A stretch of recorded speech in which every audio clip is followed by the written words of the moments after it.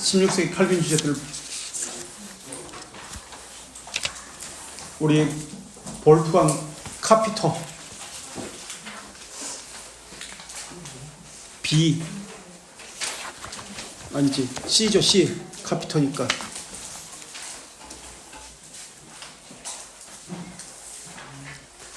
여기는 카피터가 안 나오죠? 그죠? 아, 나와요? 아, 길구나 이름이. 카피터를 찾았더니 볼프강 카피터, 파브리우스 카피터. 네, 나오네. 사람들은 신앙생활을 할 때 조금만 힘들면 극단적 이기심이 나옵니다. 조금만 어려우면 자기 육체를 사랑하는 기준이 나옵니다. 하나님이 훈련시키는 것을 이리저리 변명을 하고 빠져나갑니다. 기독교인의 정신인 이 성령의 열매, 인내, 견인, 오래 참는 것, 부단한 노력, 어디서도 찾아볼 수가 없습니다. 그러면서 하나님의 복을 이야기하고 신자를 하고 이야기합니다. 도대체 어디서 신자의 모습을 찾을 수 있을까요? 우리 신앙의 선배들과 비교해서 그들과 신앙의 양태가 다르다면 둘 중에 하나는 잘못된 사람일 겁니다. 잘못된 신앙을 가졌을 겁니다. 우리 신앙의 선배들이 잘못된 신앙생활을 하고 했든지 아니면 우리가 잘못된 신앙생활을 하고 있든지 신앙의 양태를 비교해봐서 누군가가 잘못된 신앙을 가졌을 것입니다. 우리 신앙의 선배들은 지금까지 우리가 어떤 것을 배웠습니까? 좋은 학교 나와가지고 다 쫓겨다닙니다. 빼앗깁니다. 배고프고 굶고 이게 전부입니다. 어떻게 죽었는지도 몰라요. 자기 고향에서 죽은 사람이 하나도 없어요. 우린 지금 그걸 배워요. 감옥에 갇히고 그렇게 안 살아도 돼요. 그냥 떵떵거리면서 부를 누리면서 명예를 누리면서 살아도 되는데 우리 신앙의 선배들은 그렇게 살지 않습니다. 왜요? 진리를 가졌기 때문에 그렇습니다. 저도 많은 연단을 받았는데요. 자기가 잘못해서 받는 징벌 말고 형벌이에요. 그거는 징벌이라고 할 때 이것은 하나님께서 주시는 연단은 무고한 자가 예수 그리스도로 인해서 받는 것을 연단이라고 이야기합니다. 자기 잘못으로 인한 그것은 형벌입니다. 차원이 달라요. 그건 당연한 겁니다. 지지 않아도 되는 십자가입니다. 그런데 자기 스스로 짊어지면서 받는 고난을 연단이라고 이야기합니다. 자기 죽임이 없는데 그것을 어떻게 신앙이라고 이야기합니까? 신자는 자기 죽임을 늘 경험합니다. 날마다 죽노라 바울이 고백하지 않았습니까? 그래서 이 땅에서의 삶은 자기 죽임의 연속입니다. 그래서 실제 죽는다는 것에 대해서 그렇게 두려워하지 않습니다. 이게 우리 신앙의 선배들의 모습이에요. 그래서 순교 앞에서 당당했습니다. 날마다 죽는 연습을 했기 때문에. 그런데 장례식장 가면은 제 별명이 장달이었는데 장례의 달인. 그래가지고 1년에 장례가 125건이 있었어요. 저쪽 먼저 교회에서는 장례가 7년 동안 2번 했고 결혼식이 1년에 한 100건을 했을 거야. 결혼식이 그렇게 많았는데 이쪽 교회 와서는 결혼식은 없고 결혼식은 3번인가 했고 장례만 그렇게 많았어요. 어쨌든 이렇게 장례식장에 가보면은 자기 남편이 죽었기 때문에 자기 자식이 죽었기 때문에 자기도 죽을 것처럼 자지러지게 막 소리 지르고 관을 뚜껑을 붙잡고 막 난리치고 기절하는 사람도 있어요. 권살하는 사람이. 왜 그렇습니까? 죽음에 대해서 왜 받아들이지 못합니까? 자기 죽음이 없기 때문에 그래요. 날마다 자기를 죽이는 이 훈련이 없기 때문에 실제 죽음 앞에서 그것을 받아들이지 못하는 거예요. 하나님을 원망하는 거예요. 참된 회개의 삶이 없었다는 말입니다. 신자의 삶이 아니었다는 말입니다. 자기 신앙을 증명하는 것은 자기 죽임으로 증명하는 겁니다. 자기 부인의 삶, 신자의 삶은 두 가지 것으로 구성되어 있습니다. 무엇과 무엇이죠? 무엇과 무엇이에요? 하나는 자기 부인의 삶입니다. 또 하나는 예수님이 제자들에게 뭐라고 했나요? 자기를 부인하고 어떤 십자가? 예수님의 십자가? 자기 십자가를 지고 나를 따르라 했습니다. 이 두 가지 것이 신자의 삶입니다. 자기를 부인하는 것과 자기 십자가를 지는 삶입니다. 이것이 없으니까 죽음 앞에서 그렇게 두려워하는 겁니다. 신자의 삶은 이 두 가지 것입니다. 이것을 참된 회개의 삶이라고 이야기합니다. 그래서 변명, 핑계로 훈련을 안 받으려고 하는 사람은 절대 신자가 아닙니다. 그 사람은 믿는 자가 아니라 종교인입니다. 그냥 어떤 신을 믿는 그런 사람입니다. 종교인. 하나님의 자녀는 그럴 수가 없습니다. 우리는 그래서 지금 신앙의 선배들의 모습을 보면서 이들이 어떤 삶을 살았는지, 왜 이렇게 고난을 받았는지 이것을 배우고 있습니다. 볼프간 파브리우스 카피토 1478년에 태어나서 1511년에 죽은 사람인데요. 1월 11월에 카피토 독일어 이름은 쾌펠입니다. 쾌펠. 파브리키우스. 이 사람은 스트라스부르크에서 이제 사역을 했는데 칼빈주의자입니다. 독일의 개혁자. 그리고 1532년 오클람, 이 사람은 알자스 출신입니다. 알자스 출신. 스트라스부르크는 알자스 지역이잖아요. 그죠? 지금 프랑스지만은 예전에는 독일어 지역이었습니다. 독일어를 썼습니다. 이 사람은 의학을 공부한 사람이고 법학을 공부한 사람입니다. 그리고 프라이부르크 대학에서 신학을 공부해서 신학 박사를 했던 사람입니다. 그리고 베네딕트 수도원에 가입한 사람입니다. 그러다가 1616년에 바젤의 민스터 대성당에서 찌빙글리와 교제를 하게 됩니다. 그리고 1519년 마인츠로 이주합니다. 그리고 1523년에 스트라스부르크에서 거기서 살게 됩니다. 그래서 카피토는 오클람 파디우스에 미망인이 있습니다. 이블란디스, 로젠블라트와 오클람 파디우스가 먼저 죽으니까 그 부인과 미망인과 카피토가 결혼합니다. 지금 같으면 우리는 이해가 되지 않잖아요. 개혁신학자 목사의 아내인데 목사가 죽으니까 그 아내가 다른 목사와 또 결혼해. 볼프강 카피토가 로젠블라트와 결혼했는데 볼프강 카피토가 또 죽습니다. 스트라스부르크에서 죽습니다. 그러자 이번에는 그 오클람 파디우스의 미망인이었던 로젠블라트가 누구하고 결혼하면 마틴 부처와 결혼합니다. 세 번 결혼해. 이 여자는. 이야, 왜 그랬을까? 지금 시대의 관점으로 그 당시를 바라보면 안 됩니다. 지금은 그렇게 바라보면 뭐 이상해. 개혁교회 목사들이 이건 뭐 이상하다라고 생각하는데 그 당시 관점으로 보면 이런 생각을 하게 되는데 그럴 수 없습니다. 왜? 죽음을 의미하니까. 여자 혼자 산다면서 그 당시에 로마 가톨릭의 핍박, 루터파의 핍박. 그래서 일부러 결혼하는 거예요. 보호하기 위해서. 교회 울타리 안에서 미망인들, 과부들을 보호하기 위해서 일부러 결혼하는 거예요. 좋아서 결혼하는 거 아니에요. 그냥 결혼하는 거예요. 그래서 선배 목사의 아내를 후배 목사가 결혼하고 후배 목사가 또 결혼하고 이렇게 결혼한 게 지금 카피토였다. 카피토는 루터파 그리고 찌빙글리 개혁파와 화해시키려고 부단히 노력한 사람이 카피토입니다. 그리고 스트라스부르크 신앙고백서 이것을 작성한 사람이 카피토입니다. 그 도시마다 자신의 신앙 고백서가 있었습니다. 그래서 스트라스부르크의 신앙 고백서가 이 카피토에 의해서 부초와 함께 작성됩니다. 이것이 1539년입니다. 이것을 테트라폴리탄 신앙 고백서라고도 불립니다. 네 도시 신앙 고백서입니다.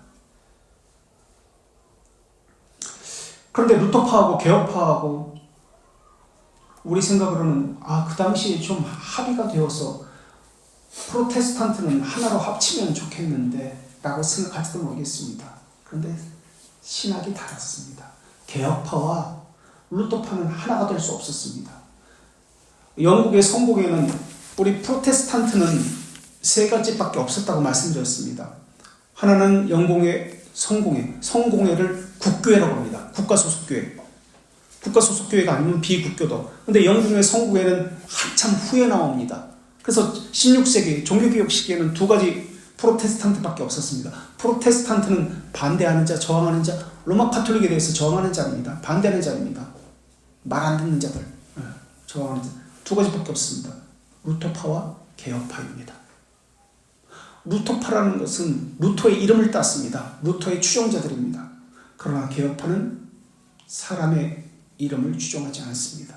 사람을 영웅시하지 않습니다. 그래서 이름을 앞에 두지 않습니다.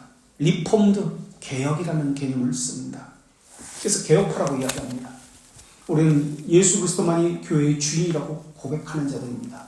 그래서 개혁파라고 이야기하는데 이 개혁파와 루터파가 하나로 합치게 하려는데 카피토가 그렇게 부단히 노력합니다. 그런데 합의를 할 수가 없었습니다. 다른 건 다 양보해도 진리의 문제만은 안 되게 되어 있습니다.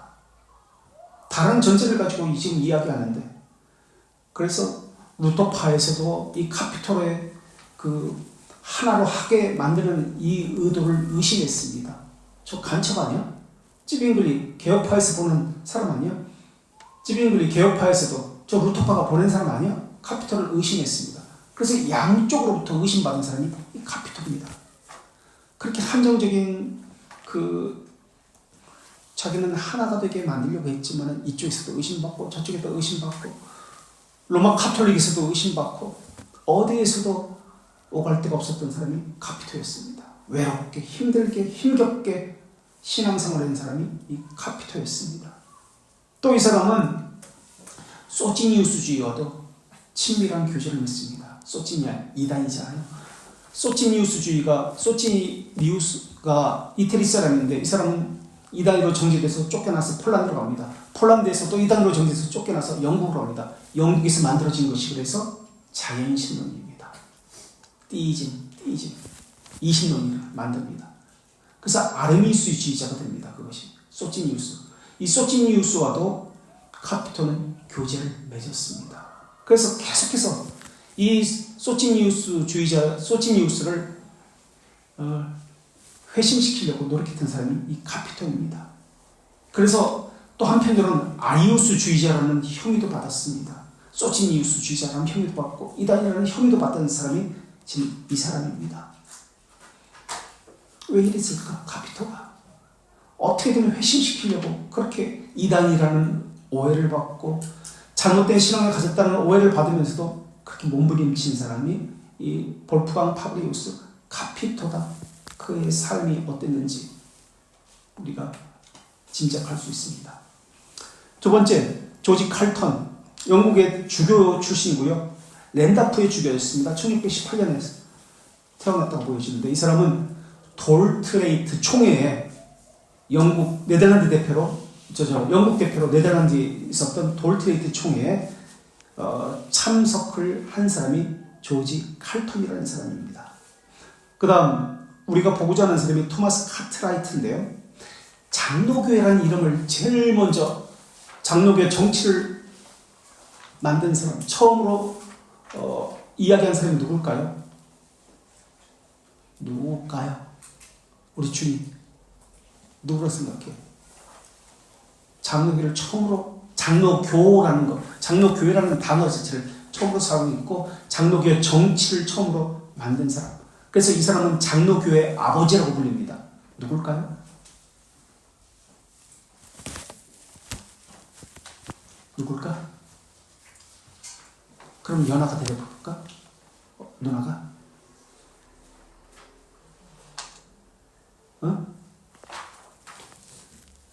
카트라이트. 지금 카트라이트 하잖아. 토마스 카트라이트. 그래서 제가 뒤에 토마스 카트라이트 책을 갖다 놓았잖아요. 교회 정치라는 책을. 장로교회의 아버지입니다. 독립파와 분리주의자, 독립파, 회중파, 침례교회, 독립파와 회중파, 분리주의자를 강하게 비판한 사람입니다. 그런데 이 사람은 살아생전에 그가 추구하고자 하는 장로교 정치가 실현된 적이 단 한 번도 없습니다. 핍박과 쫓김과 감옥에서 평생을 살았던 사람, 토마스 카트라이트.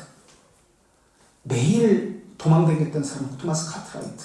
그런데 그의 정신이 오늘 우리에게 와서 장로교회로 세워지게 됩니다.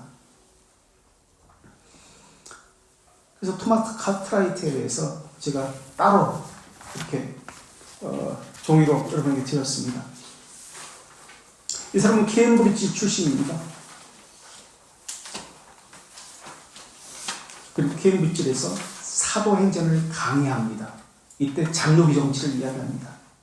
그래서 이 사람의 장로교 정치 원리를 통해서 장로교회라고 불려지게 되는 겁니다. 그래서 장로교회의 아버지가 토마스 카트라이트. 그런데 1553년 메리 여왕이 되자 신학생이었습니다. 메리 여왕은 로마 카톨릭인데요. 신학교 다닐 때 대학에서 쫓겨납니다. 자, 토마스 카트라이트를 한번 볼까요? 영국에서는 장로교회가 한 번도 뿌리를 내리지 못합니다. 참으로 안타깝습니다. 웨스트민스터 신앙고백서는 영국에서 만들어졌는데 왜 장로교 신앙고백서가 영국에서 만들어졌는데 장로교회가 영국에서 없습니까? 예, 없습니다. 늘 장로교회는 뿌리를 내리지 못하고 핍박을 받았습니다. 토마스 카트라이트는 성경적인 교회가 어떤 교회인지, 어떤 정치 원리에 의해서 교회가 운영되어야 하는지 말한 사람이 카트라이트입니다. 그래서 장로교적 정치를 주장하는 사람입니다. 1534년 이제 세계사를 이야기합니다. 1534년 교회사인데 헨리 8세가 수장령을 발표합니다. 수장령은 종교개혁인데 정치적 종교개혁입니다. 수장령을 발표해서 영국에서 로마 카톨릭을 탈퇴합니다. 우리는 로마 카톨릭을 믿지 않습니다. 라는 것을 발표한 것이 1534년 헨리 8세가 내린 수장령입니다. 교회의 개혁입니다. 종교개혁입니다. 이게 영국 국교회의 시작인데요. 그래서 개혁파, 루터파와는 다릅니다. 성공에는 정치적인 이유입니다. 왜? 결혼을 하고 싶었으니까. 결혼을 하고 싶었으니까. 그런데 로마 카톨릭에서 결혼을 반대하니까. 왜냐하면 카타리나가 전 부인이 첫 번째 부인, 결혼 6번 합니다. 첫 번째 부인이 스페인 공주였으니까. 스페인은 로마 카톨릭의 최고 후원자였습니다. 그래서 교황이 반대하는 거예요. 첫 번째 부인을 버리고 새로운 부인을 얻겠다니까 안 된다 그럴 거예요. 그래가지고 화가 나가지고 헨리 8세가 나는 로마 카톨릭 안 믿는다. 영국은 프로테스탄트 한다 하고 뛰쳐나온 것이 바로 이 수장령입니다. 그래서 카타리나 자기 부인의 시녀 앤 불린과 결혼했습니다. 그래서 결혼을 반대했던 로마 카톨릭과 결별하고요. 카타리나 첫 번째 부인의 딸이 누구냐? 피에 메리입니다. 그래서 로마 카톨릭을 피에 메리가 여왕이 됐을 때 별명이 피에 메리입니다. 블러드 메리. 그래가지고 싹 다 죽여버립니다. 이때 청교들이 있었던 거예요.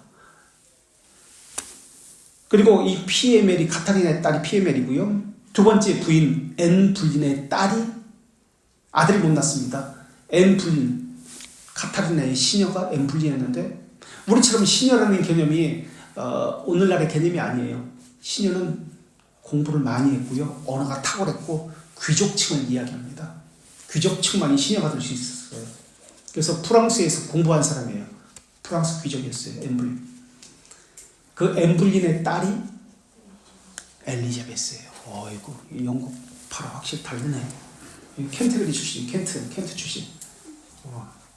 앤 불린의 딸이 엘리자베스예요. 그래서 첫 번째 왕이 되는 것은 피에 메리, 첫 번째 부인이었고 두 번째 부인 앤 불린의 딸이 엘리자베스가 여왕이 됩니다.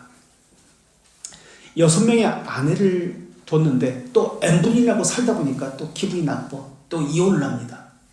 그래서 세 번째 부인을 얻습니다. 그 세 번째 부인이 제인 시모원입니다. 제인 시모원. 제인 시모원은 또 자식을 낳습니다. 그 자식의 이름이 이번에는 아들을 낳습니다. 에드워드입니다. 그래서 에드워드가 첫 번째 왕이 됩니다. 아들이 왕이 됐어요. 근데 몸이 허약해가지고 일찍 죽습니다. 그래서 큰언니인 피에 메리가 자기 엄마가 로마 카톨릭이었고 얘도 로마 카톨릭입니다. 로마 카톨릭을 영국 전체에 심겨서 우리 국교다 하면서 프로테스탄트를 싹 다 죽여버립니다. 그리고 프로테스탄트를 죽이면서 피에 메리가 정권을 잡고 이제 그 이후에 그런 배경에서 토마스 카트라이트가 활약을 합니다. 그 다음 왕이 엘리자베스. 이 카트라이트가 이 피에 메리와 요 시기에 활약을 한다. 이런 개념을 가지고 보셔야 됩니다. 그래서 카트라이트는 헤트포드셔 1535년에 태어납니다. 케임브리지 대학을 나왔습니다. 그래서 청교도들은 대부분 어디 대학을 나온다? 양대 산맥이 있는데 캠브리지와 옥스퍼드는 로마 카톨릭과 웨슬리가 옥스퍼드 나왔고요. 청교도들은 대부분 캠브리지 출신입니다. 캠브리지에서 공부를 하다가 쫓겨납니다. 신학을 공부하다가 학생 때. 왜냐하면 에드워드 6세가 9살 때 왕이 되거든요. 그리고 16살에 죽어버립니다. 1537년부터 1553년까지 에드워드가 죽고 피에 메리가 되자 이제 싹 다 프로테스탄트는 없애버리는 거예요. 그래서 신학교를 다닐 수가 없게 됩니다. 로마 가톨릭이 득세이기 때문에. 그래서 학교를 중도에 포기하게 됩니다. 그리고 법적 자문관의 서기로 일반적인 일을 하게 됩니다. 그리고 엘리자베스 1세가 1558년에 왕이 되면서 다시 학교로 돌아갑니다. 그래서 공부를 다시 합니다. 엘리자베스 1세의 정치 체계는 우리가 영국 종교개혁을 배우게 됐습니다만 중도 정치입니다. 로마 가톨릭의 핍박도 받아봤고 프로테스탄트가 로마 가톨릭을 죽이는 것도 받아봤기 때문에 중도 정치를 핍니다. 이것도 아니고 저것도 아니고. 그래서 중도 정치를 피면서 어떤 사상을 받아들였냐면 아르미우스주의를 받아들이게 됩니다. 그래서 로마 가톨릭에서도 성공에서도 이 카트라이트는 핍박을 받습니다. 그리고 어쨌든 대학에 다시 졸업을 하고 나서 이제 신학교 교수가 됩니다. 캠브리지에서 사도행전 1장과 2장을 가지고 강의를 시작합니다. 교회 권징에 대한 강의를 합니다. 그래서 강의가 성직 계급주의에 대해서 비판을 하기 시작합니다. 그 일곱 집사는 사도행전 보면은 그런 이야기도 나오잖아요. 성직 계급주의, 사제주의, 교권주의 이것을 비판합니다. 이것을 비판한다는 것은 로마 가톨릭을 비판한다는 뜻입니다. 영지주의 가운데 영지주의의 특징이 무엇이죠? 성경에 보면 영지주의라는 이단적 사상이 나옵니다. 영지주의는 모든 이단 속에 뿌리 깊게 내면에 자리 잡고 있는 것이 영지주의입니다. 세 가지 것을 가지고 있습니다. 그래서 영지주의라는 사상을 가지고 이 사람의 신앙을, 이 교회의 신앙을 돌아보면은 이단성이 있다, 아니다를 알 수 있습니다. 영지주의 특징 세 가지 무엇이죠? 금욕주의. 육체는 금하고 영은, 육체를 금하면은 영이 살아난다, 하나님께 가까이 간다. 금욕주의예요. 금식, 철야, 육체를 막 떼요. 영지주의 첫 번째 특징, 영지주의자들입니다. 육체는 악한 것이라고 생각하기 때문에 금식하고 철야하고 막 이렇습니다. 금욕주의. 또 카리스마, 이원론자들입니다. 계급주의예요. 사제주의, 교권주의라고도 얘기합니다. 로마 가톨릭 이걸 잘하는 거예요. 그런데 우리 개혁교회 정신은 돌트레이트에서 어떤 정치 원리를 가지고 이야기합니다. 맨 마지막 주에 어떤 내용이 나와요? 교회 위에 교회 없다. 직분 위에 직분 없다. 그런데 금욕주의자들, 영지주의자들은 카리스마, 이원론주의, 계급주의를 가지고 이야기합니다. 어디 집사가 장로한테 대들어? 어떻게 작은 교회가 큰 교회한테 말을 좀 드려야지. 노회가 이야기하는데, 총회가 이야기하는데 왜 너희들 밑에 애들이 이야기를 안 들어? 계급주의입니다. 성직주의입니다. 영지주의 특색입니다. 카리스마. 그래서 카리스마, 은사를 가진 사람들에게는 신령하다고 해서 깜빡 죽습니다. 머리를 들입니다. 질서를 무시해버려요. 카리스마. 또 세 번째 것이 금욕주의, 카리스마 또는 이혼론. 세 번째 것이 또 철학적 상상력입니다. 그런 훈련 많이 받아왔을 거예요. 성경 속으로 들어가서 마리아가 돼봐라, 니고데모가 돼봐라, 아모개가 돼봐라. 성경 속에 들어가서 자기 멋대로 상상력을 가지고 이야기해. 헛된 상상을 해요. 이게 영주주의 사상이에요. 철학적 상상력을 가지고 허구와 꿈을 경배합니다. 자기가 만든 하나님을 경배해요. 하나님이 아닌데, 성경에서 말하는 그 하나님이 아닌데 그냥 하나님이라는 존재에 대해서 자기가 불러보는 거예요. 자신의 꿈과 허구를 고안물이라고 하는데 이것을 경배합니다. 그래서 미신의 우상숭배의 세 가지 특징이 뭐죠? 혹시 기억나세요? 오랜만에 하네. 네? 사람 편의주의, 사람 중심주의, 사람 편의주의가 우상입니다. 또 우상이라는 개념이고, 또 네? 고안, 사람의 상상력을 고안하는 것, 이러한 것이 우상숭배입니다. 사람 중심주의, 사람 편의주의. 아유, 교회가 좀 사람을 편하게 해줘야지 이렇게 달달 볶어. 사람 중심주의예요. 이거 미신입니다. 그리고 거짓된 상상력, 이러한 것들이 미신입니다. 자, 카트라이트는 이런 성직 계급주의. 성경에 이 단어가 어떻게 나오죠? 혹시 초대교회 7교회 가운데 어떤 교회가 이 성직 계급주의를 가지고 있었습니다. 그 당을 니골라당이라고 합니다. 니골라당, 계급주의입니다. 니골라당의 행위를 미워하느라. 에베소 교회인가요? 그렇게 말씀하셨잖아요. 계급주의입니다.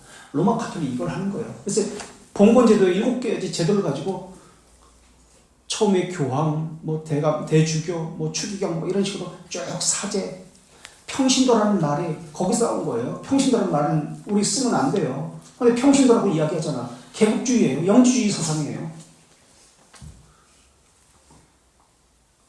이제 강의를 하면서 성직 계급주의를 비판하니까 지금 로마 카톨릭에서도 그렇고 이 아르미스주의자들도 그 엘리자베스 여왕 때 아르미스주의 사상을 가지고 있으니까 못마땅한 거야. 이 강의에 대해서. 그래서 대감독 그란닥이라는 사람이 대학 총장, 당시 대학 총장 윌리엄 세실경에게 제 카트라이트 제 강의 좀 살펴봐. 제 이상한 거 가르치고 있어. 라고 합니다. 카트라이트는 지속적으로 국가에 대해서, 교회 정책에 대해서 반대하는 말을 하는 겁니다. 계급주의를 반대하니까.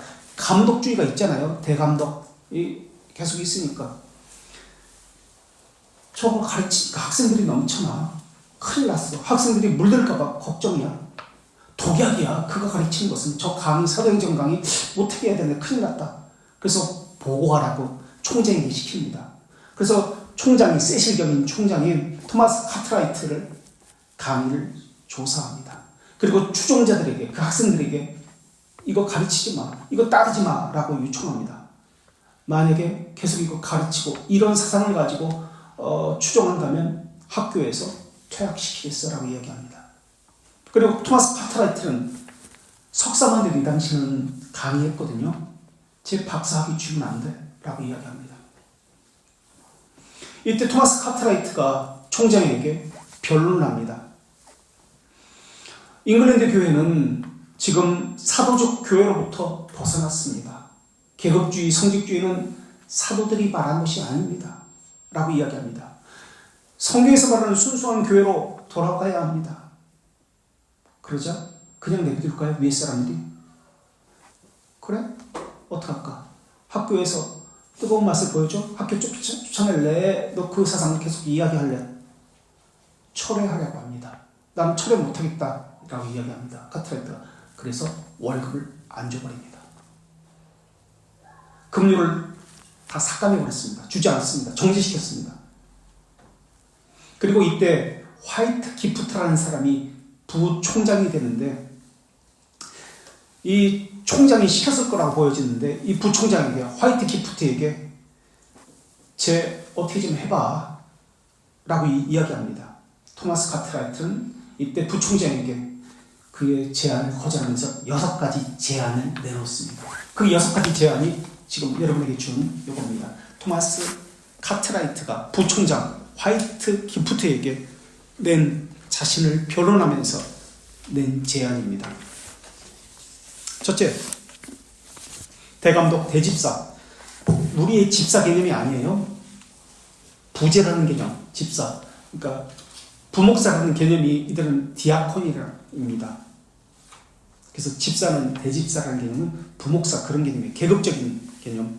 사제, 주교, 비숍, 감독이죠. 우리 집사 개념이 아닙니다. 수석 부목사 개념입니다. 이런 명칭 기능은 폐지되어야 합니다. 계급주의 폐지되어야 한다고 얘기합니다. 그리고 두 번째, 교회 합법적 사역자인 주교들과 집사들의 직무는, 집사의 직무가 무엇이죠? 장로의 직무가 무엇이죠? 우리는 개혁교회에서 성경적인 직분의 회복이 교회의 타락을 막는 게 있다라고 배웠습니다. 교회 타락은 직분의 타락입니다. 직분의 타락이 교회 타락입니다. 목사가 무엇을 하는지도 모릅니다. 장로가, 집사가 하는 일이 무엇인지 모릅니다. 이것이 회복이 교회의 회복이라고 했습니다. 지금 그 이야기를 합니다. 주교들, 집사들의 직무가 잘못되었습니다.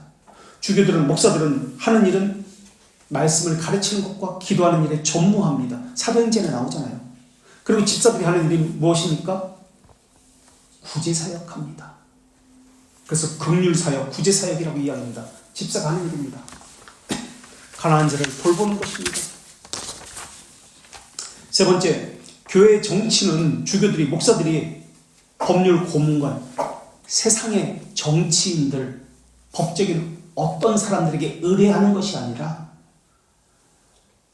그 교회, 지역교회 목회자와 장로에 의해서, 그러니까 치리회죠. 치리회는 당회를 이야기합니다. 치리회에 의해서 다스려져야 합니다라고 이야기합니다. 세속 정치인에게 맡기지 말고, 세상 사람들에게 종교 유착하지 말고 그 교회 당회에서 다스려져야 합니다라고 이야기합니다. 그 당시에는 세상 사람들에 의해서, 국가에 의해서 다스려졌습니다. 교회가. 그걸 반대하는 거예요. 네 번째, 사역자들은 많은 것을 하지 말고, 근데 목사가 다 하잖아요. 목사가 다 합니다. 구제도 하고, 하여튼 장로 일도 하고, 집사 일도 하고, 목사가 다 해. 목사는 순수하게 영적인 기능만 행하라고 이야기합니다. 그리고 각각의 직분자가 자신의 직무를 행하라고 이야기합니다. 그리고 사역자는, 목사는 특별한 회중에 대해서 책임을 가져야 한다라고 이야기합니다. 다섯 번째, 사람들은 사역자를 위한 후보자, 이거 무슨 말이냐면, 로마 카톨릭에서는 아무나, 우리 준이가 참 얼굴도 잘생기고 참 괜찮은 것 같아, 쟤를 부려먹는 거예요. 교회 이것도 시키고, 복사도 하게 하고, 컴퓨터도 고치게 하고, 교회 문도 열고 다 시키는 거예요. 그러면서 하나씩 맡기는 거예요. 성경도 읽게 하고, 때로는 성경 공부도 시키게 하고, 어느새 보니까 설교도 하고 있네? 그럼 사제가 된 거예요. 그래서 이준이 사제님이 된 거예요. 어느새. 이런 식으로 해서 키운 거예요. 그게 마음에 들면 세우는 거예요. 그리고 엘리자베스 때는 어떤 정책이 있었냐면은, 한 교구에 설교자가 3-4명만 있으면 된다고 선포합니다. 한 교구에 설교자는 3-4명만 있으면 된다. 그리고 부제들을 두어가지고 그 설교자가 작성한 것을 대독하면 된다라고 했습니다.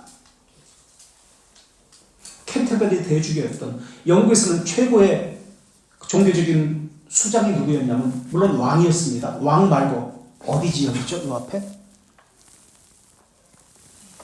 어디지요? 대감독이 어디지요?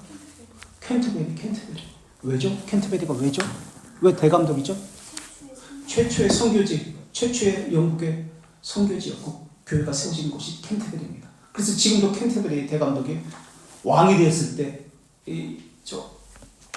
대관식을 합니다.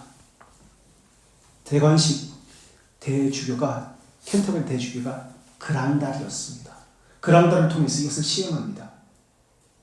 그러니까 한 교구에 설교를 작성할 수 있는 사람은 서너 명밖에 없었습니다. 지금은 영국에 450개 교구가 있습니다. 캔터버리 교구에 서너 명만, 그러니까 쉽게 생각하면 런던에, 서울시에 설교를 작성할 수 있는 사람이 3-4명밖에 없습니다. 런던 교구에, 런던이 크잖아요. 교회가 몇십 개, 몇천 개 될 거야. 아니, 그 당시에는 적겠지. 어쨌든 런던 교구에 설교를 작성할 수 있는 사람이 3-4명밖에 없어요. 나머지는 어떻게 합니까? 다른 교회에서는 그들이 작성한 설교를 읽어주는 거예요. 그런 사람이 설교자고 목사였으니 양육이라는 개념은 없었어요. 국가에서 지시하면 그거 읽어주는 게 그 당시 사제였어요. 런던 교구가 얼마나 크니까 런던시 전체에서 설교할 수 있는, 설교문을 작성할 수 있는 사람이 서너 명밖에 없었다. 그러니 교인들을 어떻게 양육하겠습니까? 그러니까 미신 가운데 있는 거예요. 국가에서 시키는 대로 하는 거예요. 왕이 시키는 대로 하는 것이 교회예요.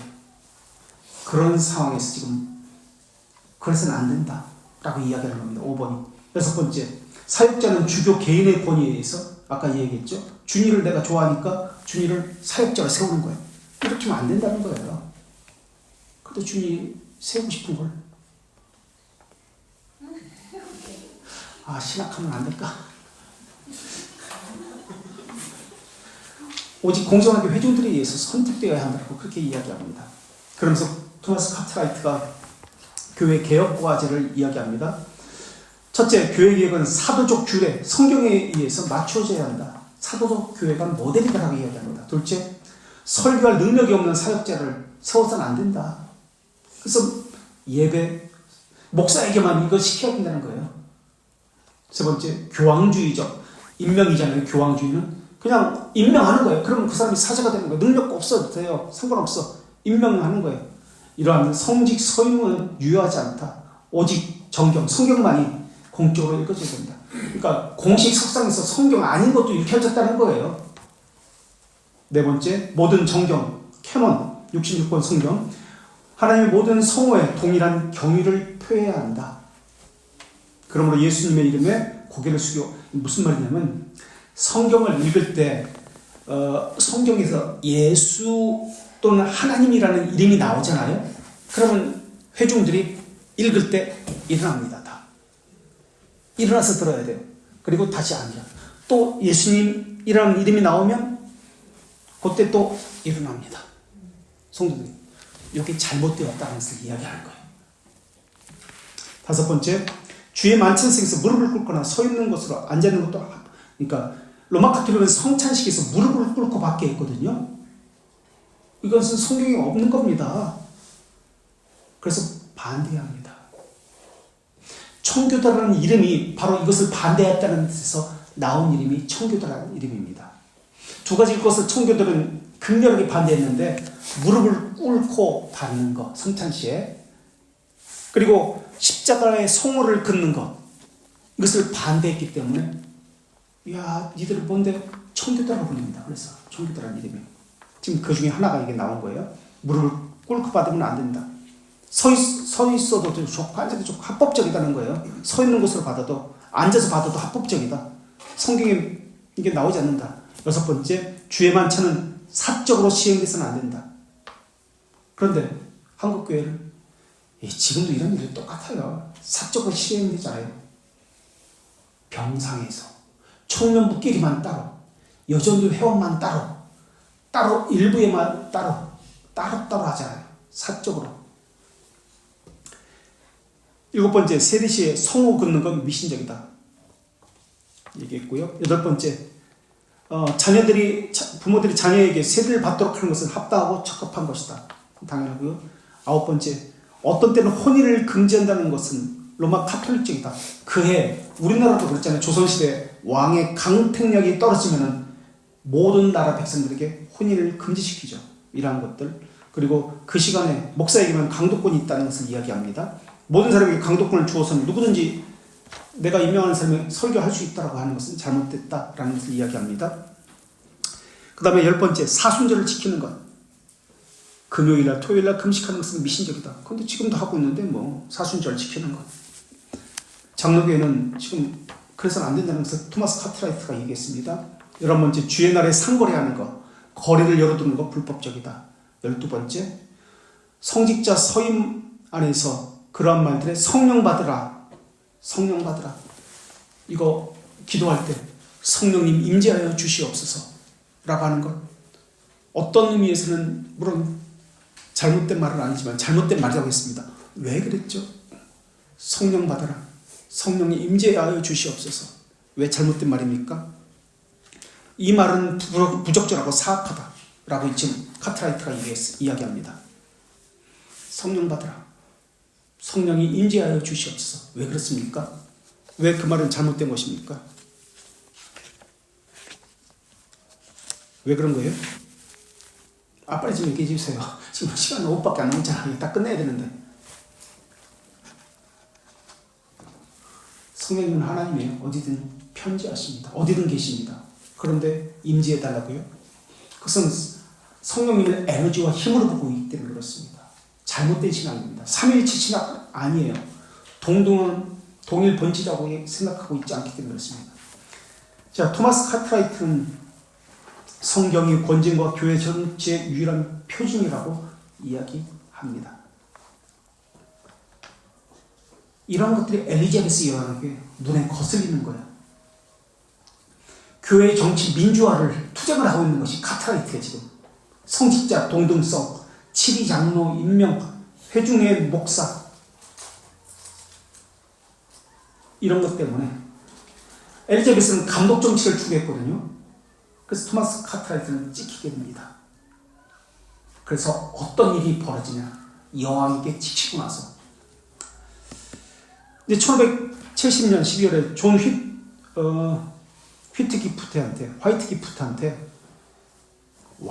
어떻게 읽어요? WH 이거 화이트가 아니라 화이트죠. 화이트 영국 발음 화이트 기프트가 총장이 되면서 카트라이트는 교수직에서 면직당합니다.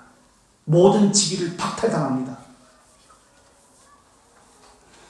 초대교회의 정치 원리를 이야기했기 때문에, 국가에서 시행하는 감독제도를 비판했기 때문에 장로교회가 이렇게 핍박을 받으면서 하나님의 직위를 고수한 것이 장로교회입니다. 그래서 대학을 또 추방당하고요. 추방당하고 거기서 그친 것이 아니라 고소당합니다. 그래서 도망갑니다. 야방도주합니다. 감옥에 갇힐 뻔했기 때문에 1570년 제네바로 갑니다. 그래서 거기서 베자를 만나고 칼빈을 만나서 공부하게 됩니다. 시간 관계상 안 되겠다. 여기까지 합시다. 여기부터 조금 남았는데, 뒤도 있구나. 난 여기가 끝인 줄 알았는데 뒤도 있네. 여기까지 합시다. 혹시 질문이나, 그래서 시간이 다 돼버렸어요.